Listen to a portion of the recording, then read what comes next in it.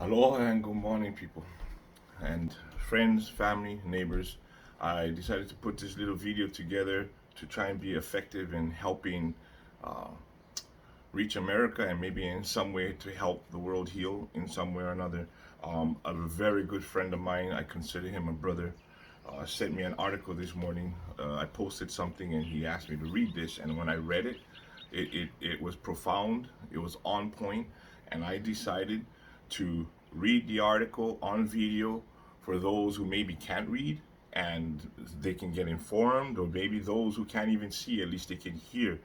And I think that this is on point, and I ask you to bear with me. It'll probably take 10, maybe 15 minutes for me to read this article, and I hope I read it in a way that it's grammatically correct and in such a way that it may touch you and help you understand and open your eyes and your heart and your ears to what's really happening and what's going on with this COVID-19. It is not a conspiracy thing in any way. It's just an opinion based by a man named Julio V Gambuto, and I think that this is one of the most on point things that I've read, and true, and it's real, you know. And this is called "Prepare for the Ultimate Gaslighting." So please listen and inform me. Tell me what you think and share this video. Share it with as much people as you can. It's an informative read. That's all it is. It's an informative read, and hopefully you all agree with me when you hear what this man has to say. It's written by Julio Vincent Gambuto. It's called "Prepare for the Ultimate Gaslighting." Gaslighting, if you don't know the word, is defined as manipulation into doubting your own sanity. As in, Carl made Mary think she was crazy. Even though she clearly caught him cheating, he gaslit her. Pretty soon, as the country begins to figure out how we open back up and move forward, very powerful forces will try to convince us all to get back to normal. That never happened. What are you talking about? Billions of dollars will be spent on advertising. Messaging and television and media content make you feel comfortable again. It will come in the traditional forms: a billboard here, 100 commercials there, and in new media forms. A 2020 to 2021 generation of memes to remind you that what you want again is normalcy. In truth, you want the feeling of normalcy, and we all want it. We want desperately to feel good again, to get back to the routines of life, to not lie in bed at night wondering how we're going to afford our rent and bills, to not wake to an endless scroll of human tragedy on our phones, to have a cup of perfectly brewed coffee and simply leave the house for work. The need for comfort will be real and it will be strong. And every brand in America will come to your rescue. Dear consumer, to help take away that darkness and get life back to the way it was before the crisis, I urge you to be well aware of what is coming. For the last 100 years, the multi-billion-dollar advertising business has operated based on its critical cardinal principle: find the consumer's problem and fix it with product. When the problem is practical and tactical, the solution is as seen on TV and available at Home Depot. Command strips will save me from having to repaint. So will Mr. Clean's magic eraser.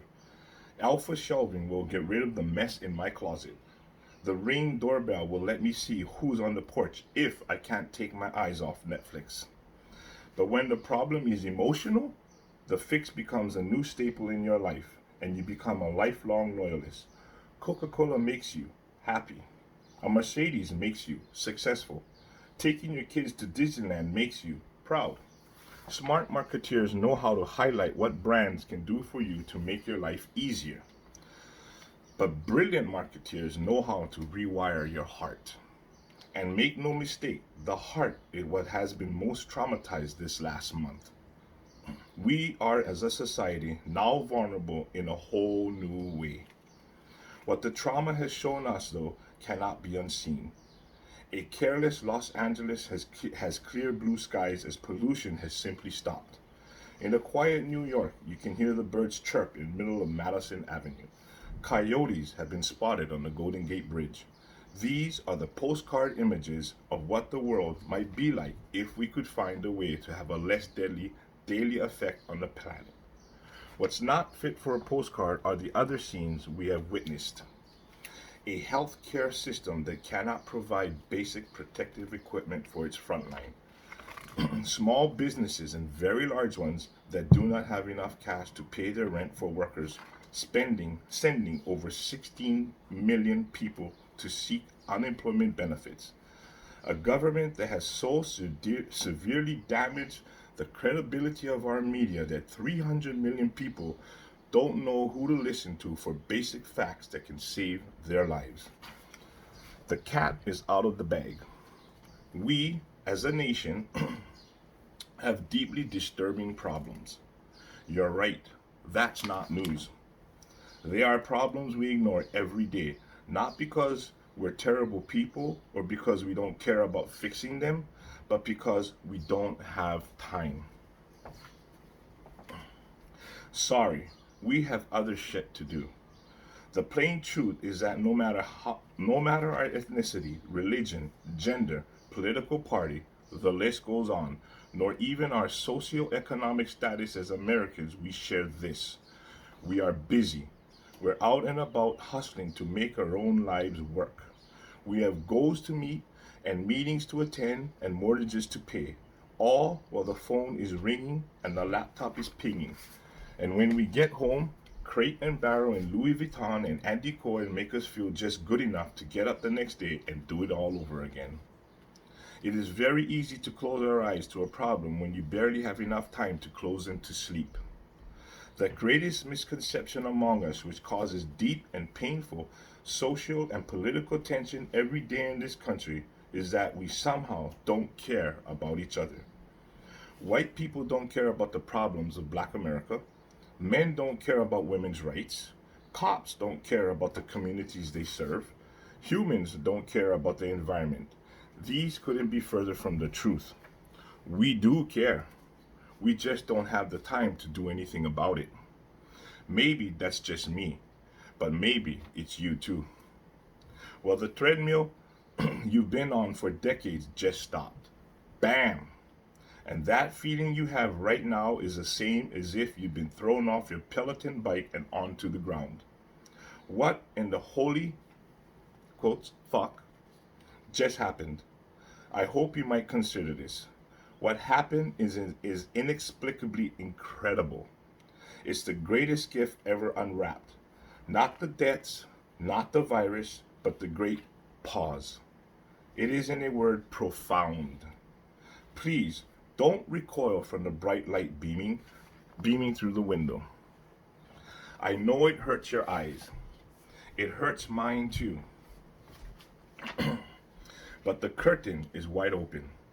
What the crisis has given us is a once-in-a-lifetime chance to see ourselves and our country in the plainest of views.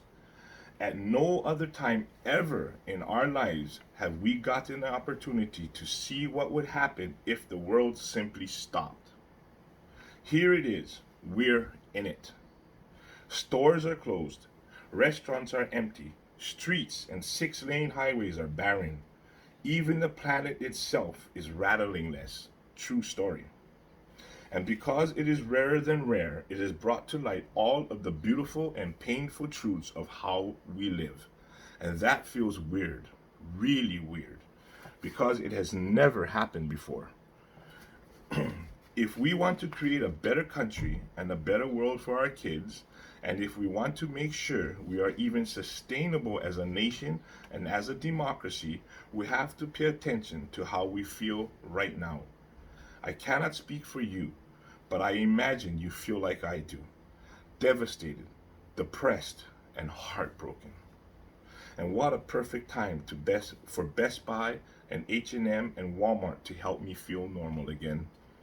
If I could just have the new iPhone in my hand, if I could rest my feet on the pillow of new Nikes, if I could drink a venti blonde vanilla latte or sip a Diet Coke, then this very dark feeling would go away. You think I'm kidding? That I'm being cute? That I'm denying the very obvious benefits of having a roaring economy? You're right. Our way of life is not ruinous. The economy is not, at its core, evil. Brands and their products create millions of jobs. Like people and most anything in life, there are brands that are responsible and ethical, and there are others that are not. They are all part of a system that keep us living long and strong. We have lifted more humans out of poverty through the power of economics than any other civilization in history. Yes, without a doubt, Americanism is a force for good. It is not some villainous plot to wreak havoc and destroy the planet and all our souls along with it. I get it, and I agree, but its flaws have been laid bare for all to see. It doesn't work for everyone. It's responsible for it's responsible for great destruction. It is so unevenly distributed in its benefit that three men own more wealth than 150 million people. Its intentions have been perverted, and the protection it offers has disappeared. In fact, it's been brought to its knees by one pangolin. And so the onslaught is coming. Get ready, my friends. What is about to be unleashed on American society will be the greatest campaign ever created to get you to feel normal again. It will come from brands. It will come from government. It will even come from each other. And it will come from the left and from the right. We will do anything, spend anything, believe anything, just so we can take away how horribly uncomfortable all of this feels. And on the top of that, just to turn the screw that much more will be that one effort that's even greater. The all-out blitz to make you believe you never saw what you saw. The air wasn't really cleaner. Those images were fake. The hospitals weren't really a war zone. Those stories were hyperbole. The numbers were not that high. The press is lying. You didn't see people in mass standing in the rain risking their lives to vote. Not in America. You didn't see the leader of the free world push an unproven miracle drug like a late night infomercial. Infomercial salesman. That was a crisis update. You didn't see homeless people dead on the street. You didn't see inequality. You didn't see indifference. You didn't see utter failure of leadership and systems. But you did. You are not crazy, my friends. And so we are about to be gaslit in a truly unprecedented way. It starts with a check for $1,200. Don't say I never gave you anything. And then it will be so big that it will be bigly. And it will be a 1-2 punch from both big business and the big White House inextricably, intertwined now more than ever and being led by our luck and being led by, as our luck would have it, a marketeer in chief. Business and government are about to band together to knock us unconscious again. It will be funded like no other operation in our lifetimes. It will be fast, it will be furious, and it will be overwhelming. The great American return to normal is coming. From one citizen to another, I beg of you, take a deep breath. Ignore the deafening noise and think deeply about what you want to put back in your life. This is our chance to define a new version of normal, a rare and truly sacred, yes, sacred opportunity to get rid of the bullshit and to only bring back what works for us, what makes our lives richer, what makes our kids happier, what makes us truly proud. We get to Marie Kondo the shit out of it all. We care deeply about one another. That is clear. That can be seen in every supportive Facebook post, in every meal dropped off for a neighbor, in every Zoom birthday party. We are a good people, and as a good people, we want to define our own terms, on our own terms. What this country looks like in 5, 10, or 50 years, this is our chance to do that. The biggest one we have ever gotten, and the biggest one we will ever get. We can do that on a personal scale in our homes, in how we choose to spend our family time on nights and weekends, what we watch, what we listen to, what we eat, and what we choose to spend our dollars on, and where we can do it locally in our communities, in what organizations we support, what truths we tell, and what events we attend. And we can do it nationally in our government, in which leaders we vote in and to whom we give power. If we want cleaner air, we can make it happen. If we want to protect our doctors and nurses from the next virus and protect all Americans, we can make it happen. If we want our neighbors and friends to earn a dignified income, we can make it happen. If we want millions of kids to be able to eat if suddenly their school is closed, we can make that happen. And yes, if we just want to live a simpler life, we can make that happen too. But only if we resist the massive gaslighting that is about to come. It's on its way. Look out. Again, this is written by Julio Vincent Gambuto, and I hope that this is very informative to everyone, and I hope you take to heart these words that were said, because it's like true. Please share this message, share it with your family and friends. It's a positive thing. It's a good thing. I ask you, please take the time. Just listen and share it with your family. Share it around the world. YouTube it, Zoom it, tweet it, anything. Let us be part of helping our community to come together. Remember, we can make this happen. We can. Have a blessed day. Happy Easter, everyone. And remember what this day is about. It's one of the greatest days in history, right? Our Lord and Savior Jesus Christ rose. And that's just my feeling. And I believe it. I know it's true. Have a blessed day. If nobody told you they love you, I love you. I truly do love you. And I'm being part of trying to be productive and help my community get back on its feet, help this country get back on its feet, help this country to not be blindsided like it's been. Have a blessed day. Aloha. Spread the love, people.